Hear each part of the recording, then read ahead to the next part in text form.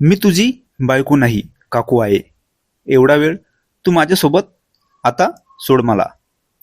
सुधीरचं नवीन नवीन लग्न झालं होतं आणि त्याला तर बायकोपासून थोडं पण दूर राहायला जमत नव्हतं. कारण अगोदर त्याचा कोणत्याही मुलीसोबत संपर्क नव्हता. लग्ना अगोदर तो कोणत्याही मुलीसोबत साधा बोलत पण नव्हता. आता त्याचं लग्न झालं आणि बायकोपासून तो एक क्षण पण दूर राहत नव्हता. सुधीर तसा शेतकरीच होता आणि त्याचं लग्न पण थोडं उशिरा झालं होतं.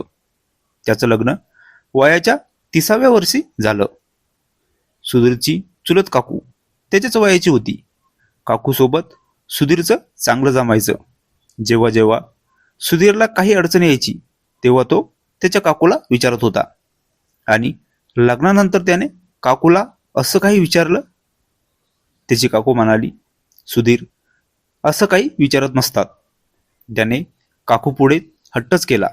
नंतर त्याच्या काकूने त्याला सर्व काही सांगितलं होतं की बायकोसोबत कसं वागायचं आणि तिच्यासोबत कसं राहायचं. एकदा सुधीरची बायको तिच्या माहेरी गेली होती आणि ती 2-3 दिवस माहेरीच थांबणार होती. बायको माहेरी गेल्यावर सुधीर जेवण वगैरे त्याच्या काकूकडेच करत होता. काकू सुधीरला म्हणाली, सुधीर आज तुझे काका नाही घरी, त्यामुळे तू रात्री इथेच थांब.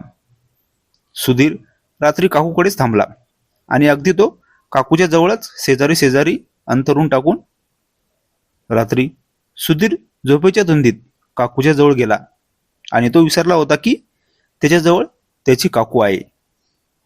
सुधीर जसं बायकोला जवळ तसंच काकूला पण सुधीरने त्याच्या काकूला एकदम घट्ट पकडलं होतं आणि खूप वेळ तो काकूसोबत. नंतर त्याच्या काकूला जाग आली आणि ती म्हणाली, सुधीर मी तुझी बायको नाही काकू आहे. सुधीर लगेच भानावर आला आणि त्याला समजलं की तो काकूला. काकू त्याला परत म्हणाली, अरे एवढा वेळ तू मला आता बाजूला हो, सोड मला. काकूला सुधीरनं सोडलं आणि तो बाजूला झाला. तो काकूला म्हणाला, काकू खरंच मला काही समजलं नाही. मी झोपेत होतो आणि मला तसं स्वप्न पडलं की माझी बायको माझ्याजवळ आहे.